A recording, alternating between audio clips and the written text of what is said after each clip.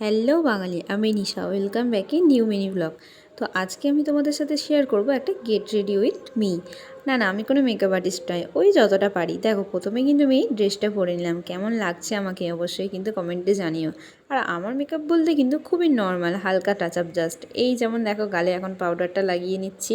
দেন তারপরে কিন্তু এখানে আমি চোখে কাজলটা পরে নিচ্ছি। কাজল কিন্তু মেয়েদের একটা আলাদাই সৌন্দর্য। তারপর তো মনে হলো যে না, একটু আইলাইনারটাও পরা দরকার আছে, তাই আমি একটু এখানে আইলাইনারটাও পরে নিলাম। আর দেখো, আইলাইনারটা পরার পর দেখো চোখটা কেমন লাগছে।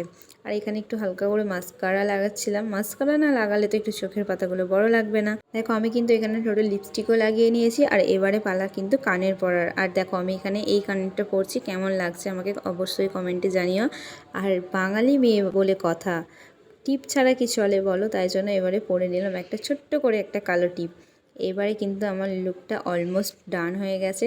কেমন লাগছে আমাকে অবশ্যই তোমরা কমেন্টে জানিও। ভালো লাগলে লাইক আর একটা শেয়ার করে দিও।